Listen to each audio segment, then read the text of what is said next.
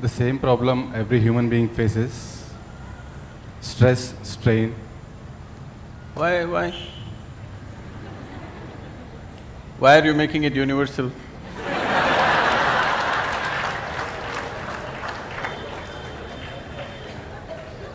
You are assuming that. Okay, you are stressed and strained and what? And one more point. Torture. Getting married and traveling in the path of yoga to reach to the destination, and not getting married, going on the path of the yoga. Which one is the best way?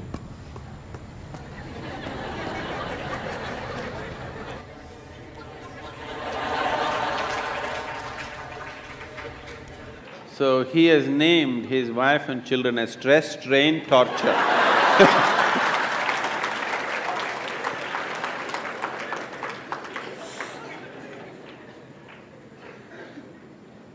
Wife and two children, stress, strain and torture, how's that? I don't want you to travel on the path of yoga. Whatever goddamn path you're traveling on, take yoga with you.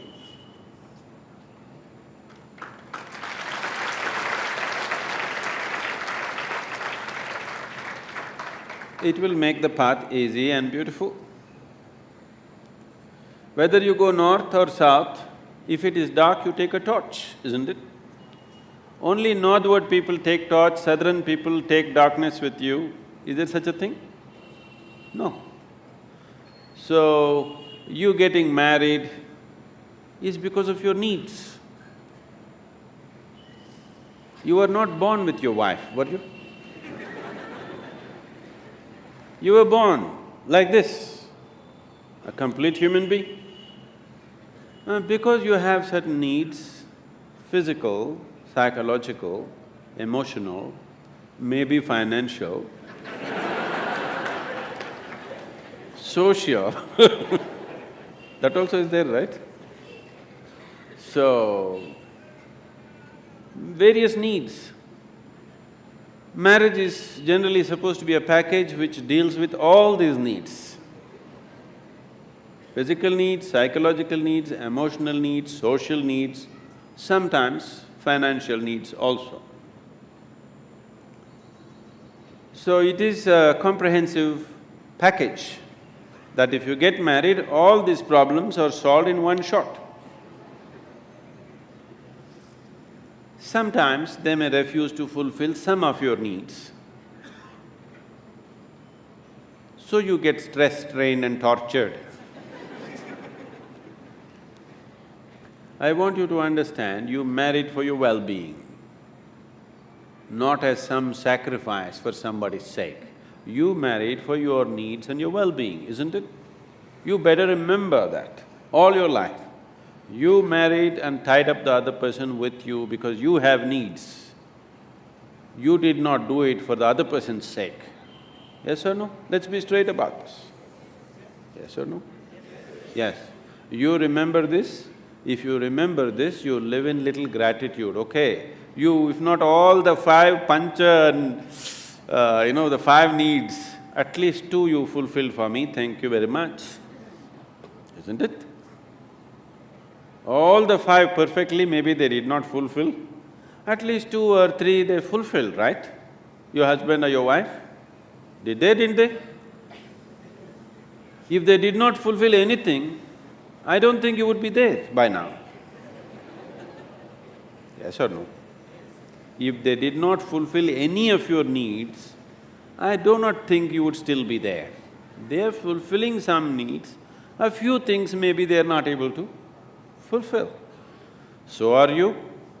You are also not able to fulfill every one of the needs of the other person. Some you're fulfilling, some you're not, isn't it so? So, why did this become stress, strain and torture?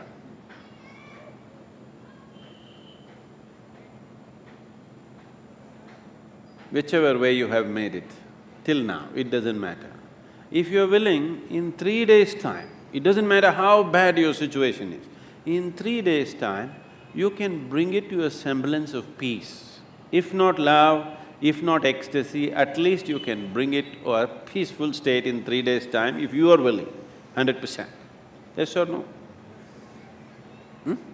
At least you can shut up. Simply, whatever happens. Peace will happen. And maybe they will love it.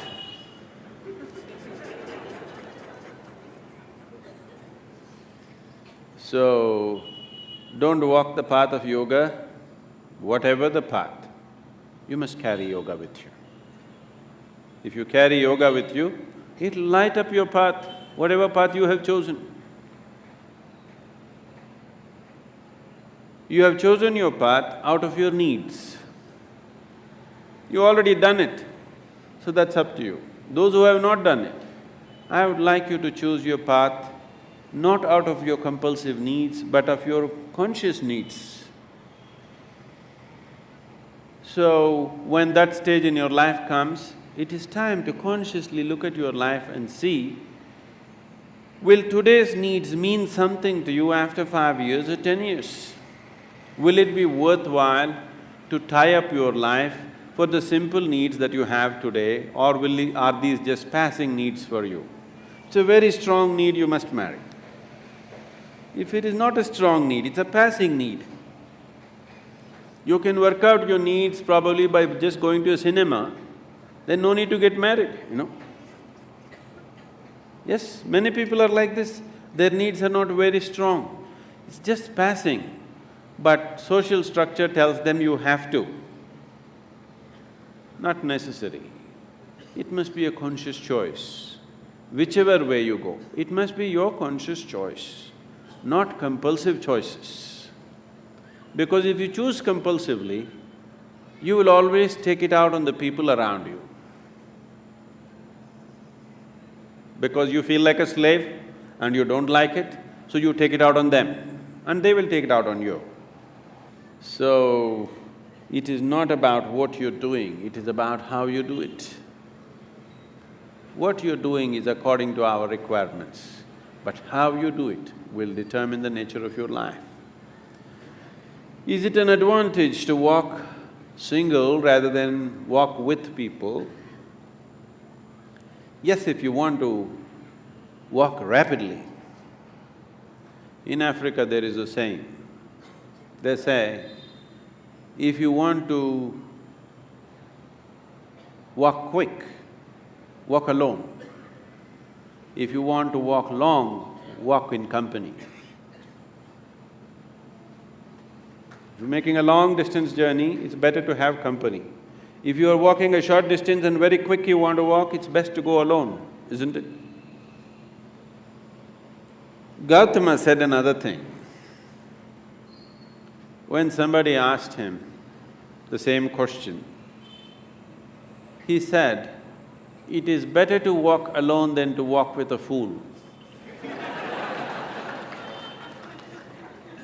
Because by looking at you, he is very clear, who else will marry you?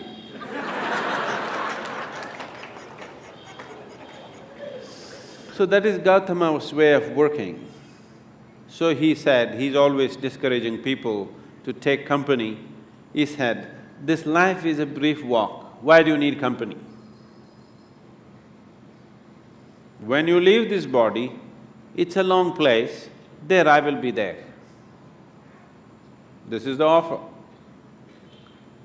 But you think life is long. So maybe you need company. If you need company, you take it. But how you conduct this company is very important. If you want to conduct this sensibly, one of the most important things that you need to do, particularly with your children, you must do this, is your psychological and your emotional framework should be around the basic fact of life. The basic fact of life is that you're mortal.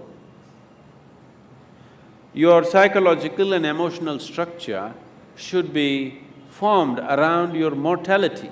This is most important. If you're constantly aware that this is a brief life, any moment you'll fall dead actually, then you would organize your life and conduct your life in a certain way. When you know time is ticking away, any moment you will be knocked down, you have no time to get angry with somebody, isn't it? You have no time to fight with somebody here. You have no time to sit there depressed for a long period of time because tick, tick, tick, tick, it's going away. Because your psychological structure is organized around your immortality, because of that, you have lot of time to fight, to be depressed, to be frustrated, to fret, to fume. You have lot of time. So it's very, very important that everybody organizes their psychological and emotional structure around the mortal nature of our existence. After all, you are just a baton carrier between the last generation and the next generation, isn't it? Yes? For a brief time it's in your hands, this world. Afterwards, somebody else is going to take it.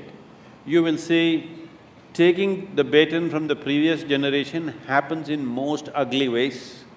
Handing over the baton to the next generation happens in horrible ways, simply because people's mind is structured around their belief of immortality. They don't see they're mortal. If you're constantly aware that you're mortal, sense will naturally dawn upon you. You will have no time for foolishness.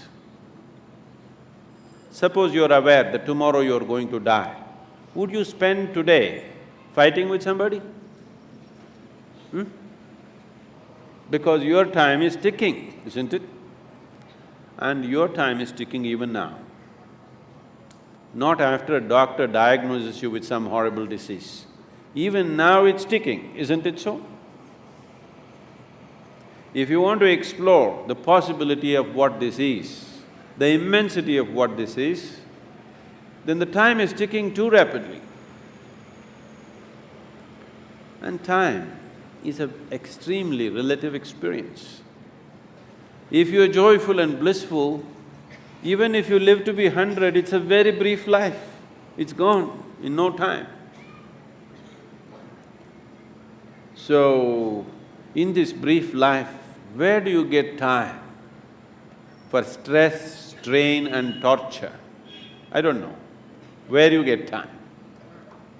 This is simply because you think you're immortal. This is the biggest mistake you have done. It is just a brief journey. You must conduct it as gracefully, as blissfully as possible. If you do not know the cosmos, at least you must know this piece of life before you fall dead. That must happen to everybody.